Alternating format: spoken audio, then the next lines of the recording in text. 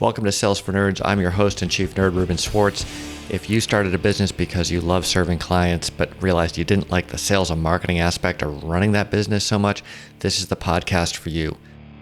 Sales and marketing doesn't have to suck. It can actually be a lot of fun. And on this show, we're going to teach you how to connect instead of network, teach instead of market, help instead of sell, so you can keep serving people even while you're building your pipeline and growing your business. Now let's get to it. Super excited to have with me to kick off 2025, John Vlach, otherwise known as John, the video guy. John, welcome to Sales for Nerds. I know you are not a drinker. I have a glass of Jinsei Pinot Noir from Russian River Valley right here. Cheers and welcome to the show.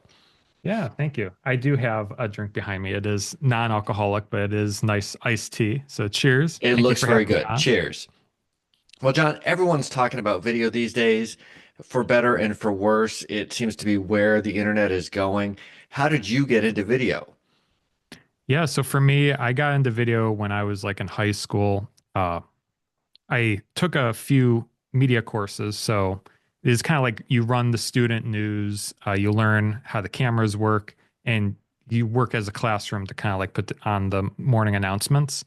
And when I was in junior, senior year of high school, I went to vocational school where I learned more and deep dove into, learning more about video production. And that's where I determined like, this is what I want to do as a career. I think it's really cool, video as a platform, being a video editor and creating videos and content. But that's where I started. Upon graduation, I actually interned at a place. I worked there for 9 years. And just this past year, I left that place, started my own business, partly because I'm a YouTuber. So that's part of my business. And then I'm also a freelance video editor. So that's kind of what I'm doing now. But that's how I got into video. Okay. So tell me, why is video having such a moment these days? Yeah, I think, especially with, I think how technology has evolved, especially we all have our phones now and we're all consuming content on social media. It's more accessible and it's more in our face more than ever. I think when I was in high school, it wasn't as I graduated high school in 2015, it was kind of on the rise, but it's very much more prominent today as it was maybe 10 years ago. But I want to say social media has really helped elevate video. It gave video editors a lot more opportunity and also gave a lot of businesses a chance to grow and connect more with their audience and possible customers as well. Well, let's just say that when I graduated from high school, internet video was not a big thing, and leave it at that. Um, Yeah.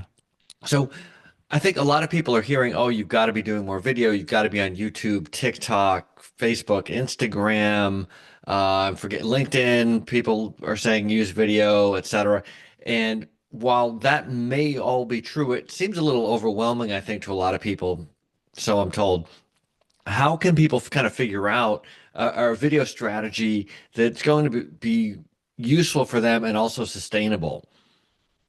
Yeah, I think it can be very overwhelming, especially at the beginning. That's why I recommend just taking baby steps and really just apply it towards your business.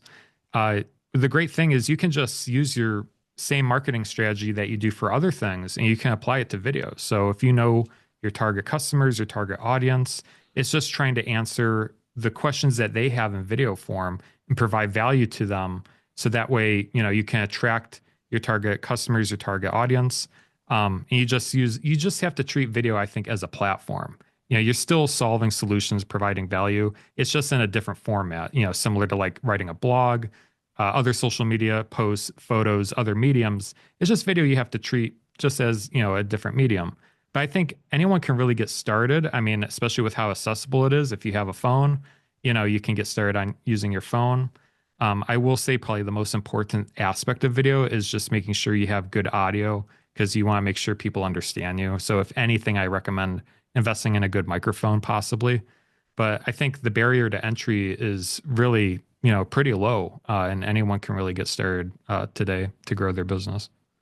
Well, and you see a lot of these videos where people just record with an AirPod or even just a headset into their phone, which isn't necessarily the greatest audio, but I think in most cases it works fine. And it's better than maybe not doing the video at all because you don't have the perfect studio set up. When I think of video and even like starting on YouTube, it doesn't have to be perfect right away. It doesn't have to be stellar. The most important thing is the content. And if you feel like you can provide value to your possible customer, target audience, and deliver, value to them, a video is a great way to do that, and it's a good platform to do that. But I think starting out, it's okay if it's not, Hollywood quality type of content. You know what I mean?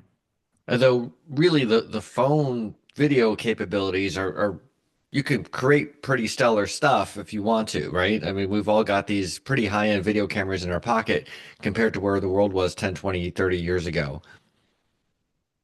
So I Yeah. think you hit on something important, which is people are already telling us what they want us to create content-wise, right? They're asking questions. Here are the things that I want to ask you about, John. Here's the things, Ruben, that I've got questions about as it relates to your business.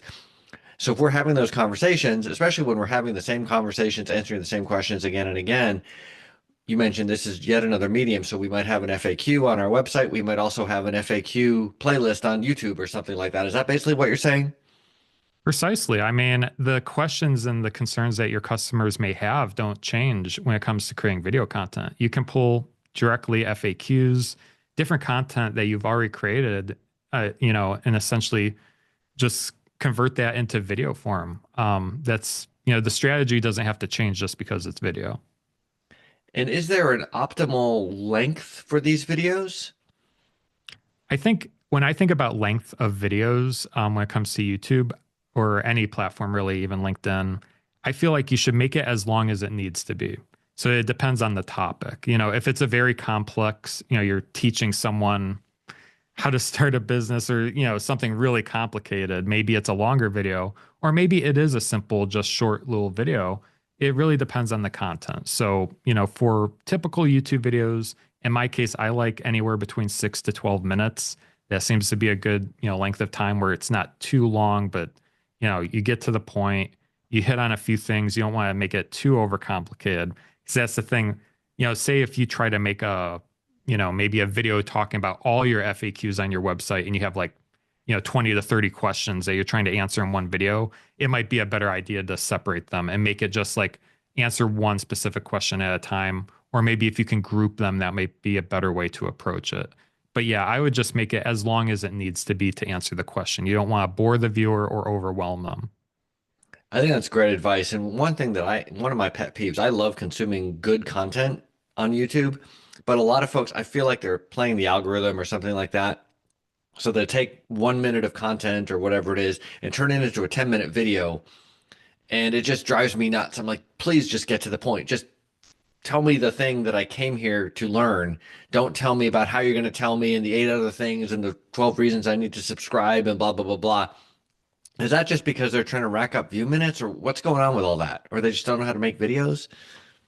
Yeah, I think there could be a few reasons why, a creator might make or purposely try to create a long video. I know when it comes to ads, when we're talking about monetization on YouTube, videos more than 8 minutes can display mid-roll ads. So maybe they're trying to reach a certain minute threshold. That way they can pack more ads to make more money. Another reason could be that I think there's rumors. I don't know how true it is, but if YouTube recommends longer videos that are over like 10, 15 minutes, more than like short, like 2 to 4 minute videos. I don't really have a strong opinion. And on my channel personally, I've seen both ways. I've seen like a 3 minute video I make get as much views as like a longer video, is, but that could be a few reasons. But otherwise, yeah, I think honestly, just sticking to however long the video needs to be is a good baseline. And that's what I recommend most creators do. And I think that's an important distinction because there are people who are trying to make money by monetizing a YouTube channel. And there are people, presumably the folks listening to this, who are not trying to do that. They're just trying to reach prospects, clients, be helpful, and make money indirectly off of the YouTube. And so, or wherever the video might be deployed. So no use trying to game algorithms and be annoying. Respect your listener, respect your audience, and treat their time as precious because it is. Exactly. Yeah, that's why I always think of when I'm making a YouTube video is like I cut out anything that doesn't have to, that doesn't provide value for my audience, just leave in the meat of the content, That I think that's most important when creating videos. Yeah, I've got a little demo of some features that I've got. I just recorded it right before we got on this call, and I don't know how long it is. It's probably like 10 to 15 minutes. I'm guessing it's going to be like 3 minutes by the time I cut everything out, me umming and ahhing and not knowing what I'm talking about certain places, because people don't need to hear that. And what's really nice is that there's a lot of software, different softwares out there that can auto edit for you, all the ums and the filler words and stuff. CapCut's a really good tool to use. The tool I use, Premiere Pro, has like auto, remove silences, remove filler words. So there's a lot of tools, especially in this day and age when it comes to editing and Mhm. video, that can help you really speed up the process get to that final video. So let's get to editing in a second, but let's go back to actually creating the content first. So we've got some notion, hopefully, if we're talking to people about what they want to hear. We've got a phone. Is there a particular microphone that we should use? Can we use the webcam in our computer to record video? How do we get set up to record that first video? I think equipment comes first. So deciding whether you want to shoot on your phone, and the quality of your phone, because each phone's different. Whether you have the iPhone Max or versus like maybe a little cheaper phone, but you want to determine video quality. I recommend shooting in at least 1080p. That's a resolution. So 1920 by 1080. That's the amount of pixels that's being recorded. 4K is crisper. It's a common term that people hear.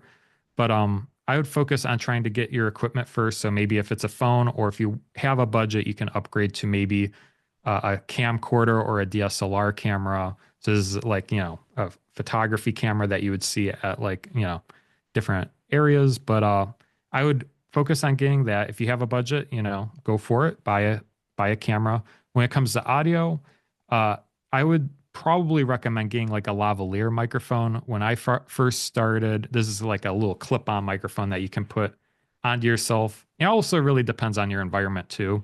But what's nice about the lavalier microphone is that it's omnidirectional. So it picks up all the audio around you. So it gets a nice clear signal that you can use for your videos. And I have the DJI mics. Those are the ones that I use.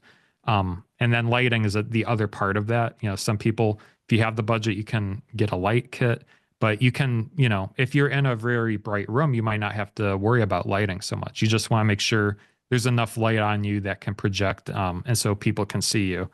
But if you don't have lighting, or maybe you are in a dark space, maybe shooting by a window where you can get more natural light is always a good recommendation as well. What are you doing for lighting right now? So right now there is kind of like a giant soft box over me to the left, and that's most of the light. So it's kind of like a light, but it's surrounded kind of like with a cover on it. So it's very intense, but it diffuses it. So you can see it's more of like a soft light hitting my face.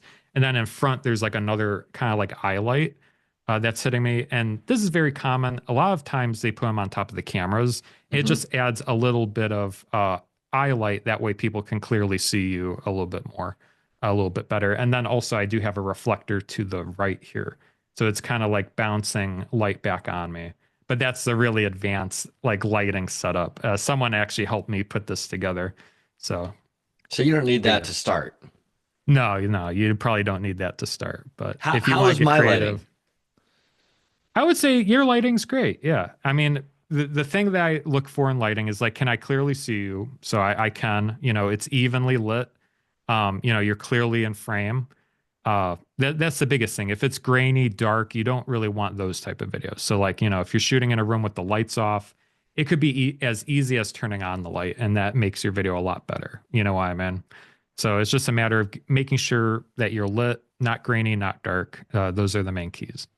And just as a point of comparison, I do not have the fancy setup that John has, but I have windows in front of me that have some screens in front of them because otherwise it gets too bright and gets in my eyes sometimes. And then I have a little light that sits on top of my monitor. And I find that that gives sort of more front light on my face versus the lights in the room. Then I kind of look like I'm in some weird detective movie because the lights are over my head and the shadows are weird.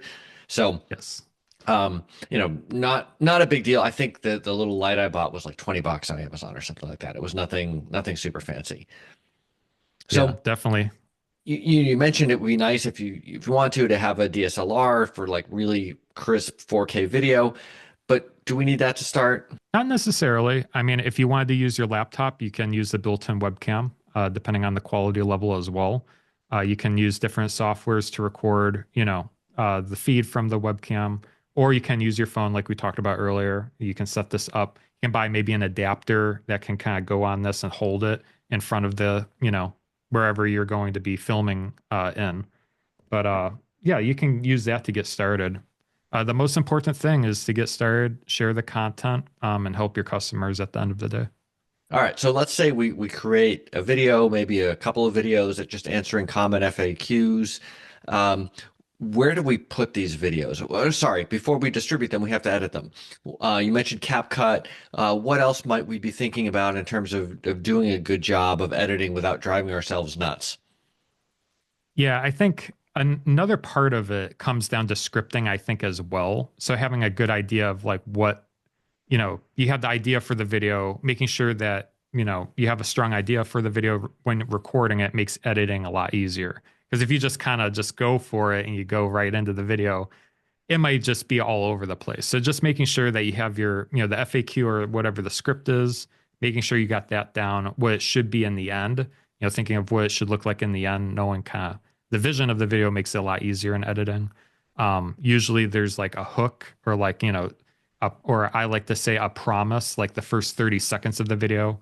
You should maybe start the video saying, in this video, I'm going to talk about this because it's a very common question. A lot of people ask me about this, and this is why it's important. And then you go into the meat of the content and then maybe a wrap up at the end. That's kind of like the basic outline, for most videos, I would say. But kind of having that structure in mind while you record and, when you get into editing, then you can focus on putting it together. But like you said, CapCut's a really good tool to use. I think the other things when it comes to editing, it doesn't necessarily have to be, fancy. But like we mentioned earlier, you probably want to cut out the ums, the uhs, the filler words, making sure it's understandable. One common thing when people are first starting out is they like to repeat themselves sometimes. So just making sure, you say something once, okay, move on to the next thing. Or like sometimes you rephrase what you just said again, Hmm. you know what I mean? So just making sure that it's concise when you're going through the video. It's not too repetitive. It gets to the point. That's probably the most important aspect. Later down the line, you can maybe add music, add like photos, graphics. You can really, spruce up videos, but starting out, you can just get your main edit done. I think that's probably the most important aspect of it. And then do you add subtitles or do you let the platforms add subtitles for you? I recommend, so a lot of the editing softwares will generate the transcript and create captions for you, like CapCut. I know Premiere Pro, the editor I use, will do that. But I always recommend proofreading it and not letting the software do it, because if you auto do it, there might be errors and stuff. So it's always good to maybe proofread and uh, take control of the captions before you have the software do it, or you can have it do it and then catch the mistakes, I would say.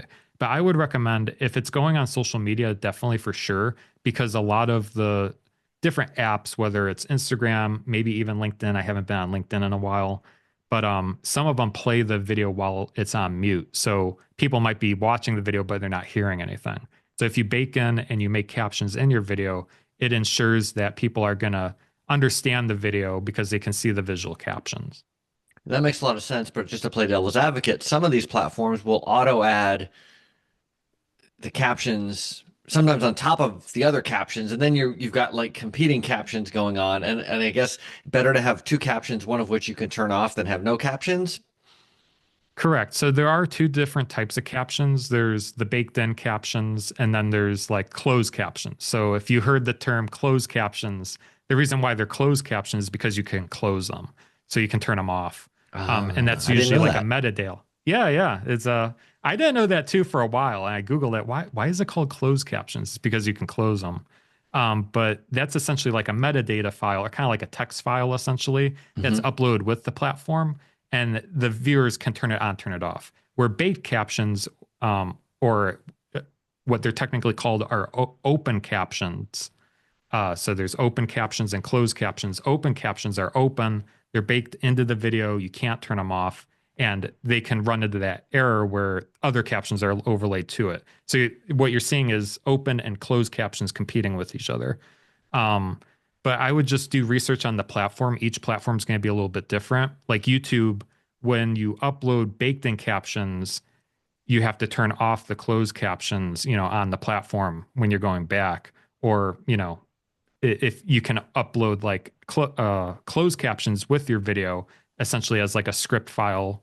It's called a SRT file, but that can be a sidecar upload file that you can upload to the platform as well. But it really depends on the platform. But if you don't have that, can you, at least at the beginning, just say, well, okay, well, people will just turn on the closed captions on the platform if they want to see that? Yes, but I think it also depends on the platform because I don't think Instagram has closed captions, but I'm Hmm. not 100% sure. I It, don't it know. really depends on the platforms because each platform is going to be different. Okay. But yeah, I would just experiment, do some research, and then just kind of go from there, I would say.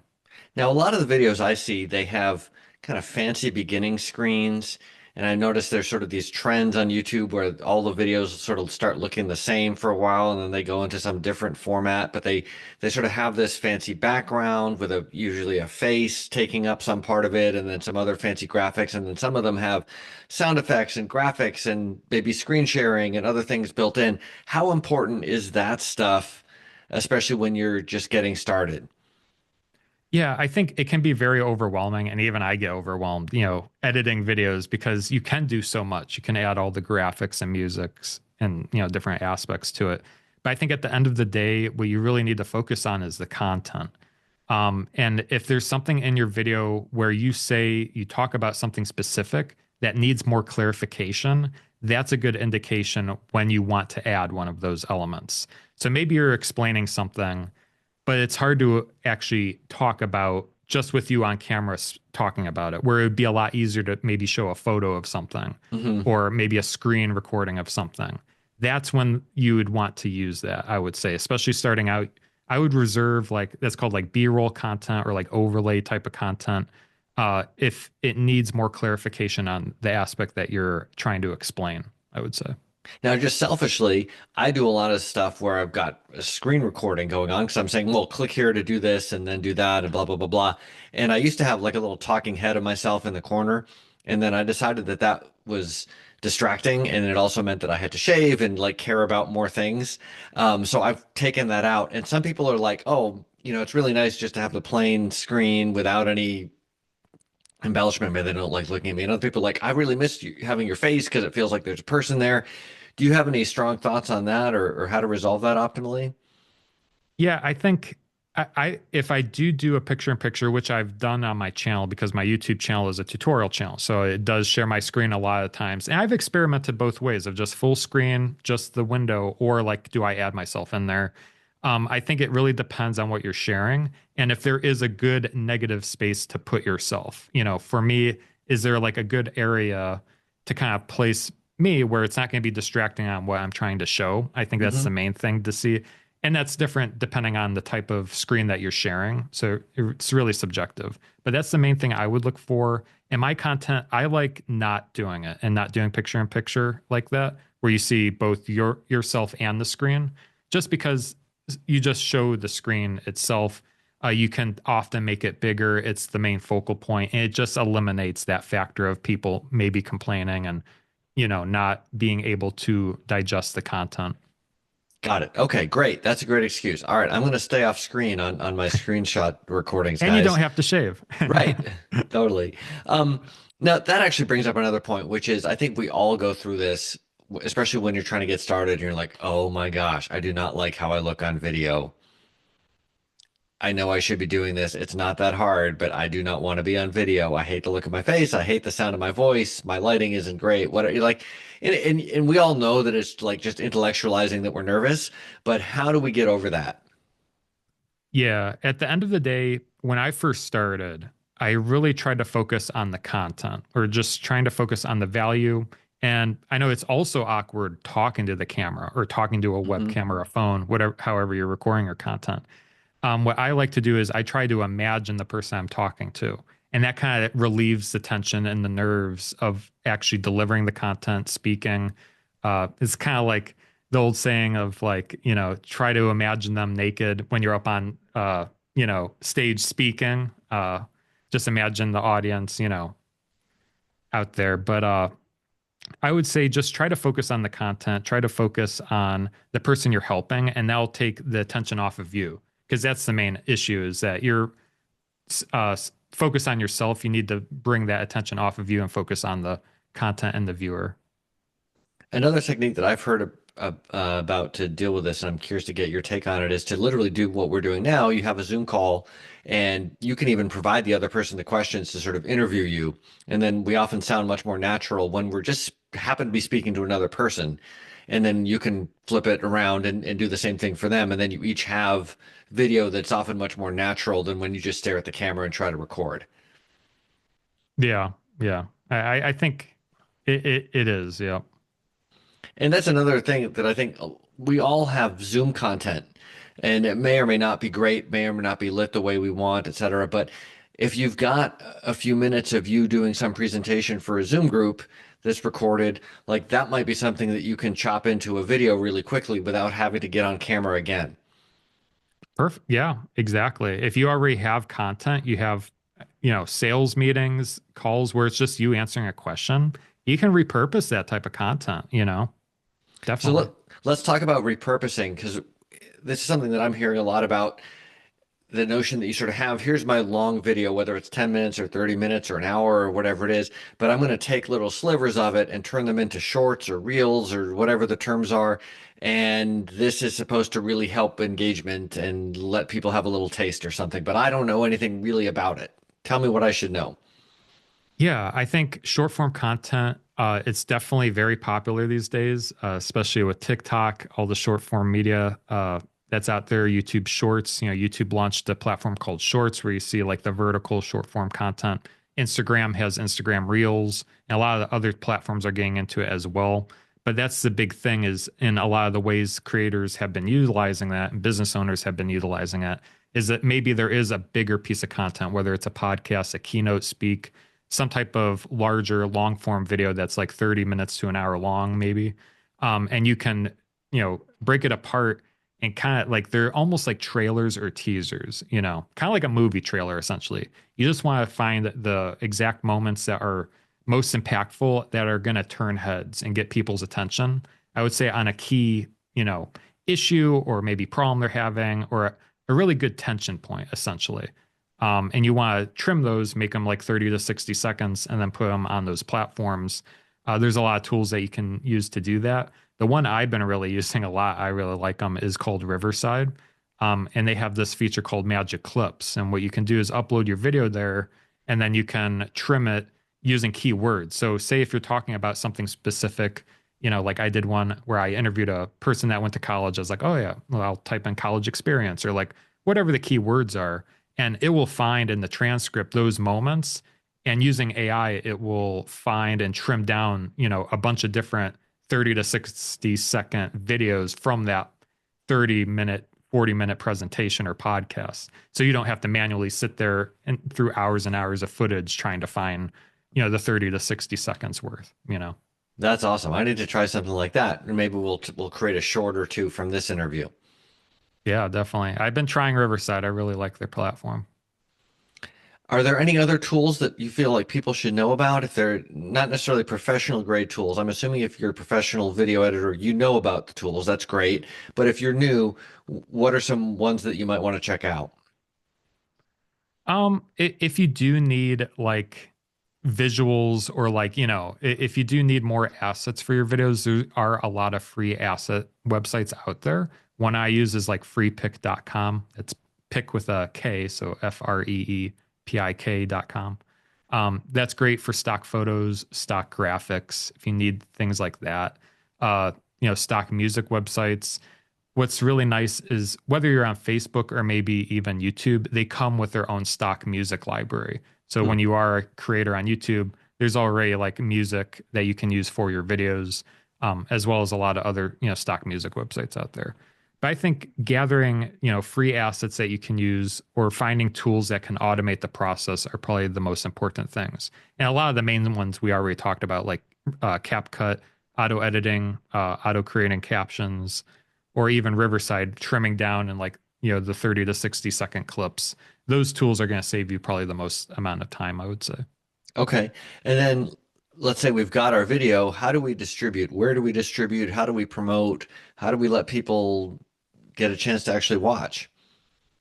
Yeah, so I would recommend always maybe uploading it to YouTube. I think that could be a great place to host it. A lot of businesses have their own website. So like say if you do have a FAQ, area on your website, you can always, add the video to that. So what's nice about YouTube is you can upload it to YouTube and then embed it elsewhere. You can copy that YouTube embed link and put it on your website, put it on your blog. You can repurpose and kind of reroute it depending where you want it to be displayed at. Or you can even maybe put it in an email if you do email marketing. There's a lot of different ways you can do, distribute it just from having like a YouTube embed link, essentially. Hmm. So I do recommend YouTube for sure, getting it up on there. Even if it's not public, even if it's just unlisted and you just, copy and paste the link to wherever you want it. But that's a good place to begin. If you want more traction, LinkedIn is great. All the other social media platforms are great, like Instagram for Reels or TikToks for, the short form content like we were talking about.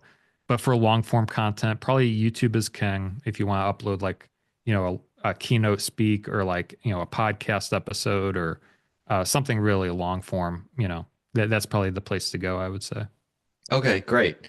And just for our folks using Mimrin, so if you've got some long form training, maybe you did a webinar or something like that. Something I like to do is take a little short version of that and use that publicly to promote it and maybe give people some nuggets. And then if you want the full thing, put that embedded in a lead magnet. And so that way people can come in and watch that at their leisure. This has been super helpful. And I think the main thing is just, hey, don't think that you have to out Hollywood right at the beginning. Just be helpful to your customers and the rest will follow. If people want to find out more, I know you've got some additional resources on your site. Where can they find you? Sure, absolutely. So you can find me at johnthevideoguy.com. If you're interested in starting your own YouTube channel, I put together kind of like a worksheet that you can download and use. It's completely free to use. Feel free to get that if you want to strategize and come up with a plan for your channel. Awesome. And of course, John the Video Guy is a very easy website to remember, but just in case, all the links will be in the show notes as always. John, thank you so much. Thanks for coming on and cheers. Yeah, thank you, Ruben. It was nice being on your show. Thank you for having me. Cheers. Thanks for listening. Drop an iTunes review or a review wherever you listen to this podcast. If you've got a friend who would benefit from this episode, let them know about it. If you've got a friend who wouldn't benefit from this episode, but you just haven't talked to for a while, now's a great time to give them a call. Thanks for listening. Until next time.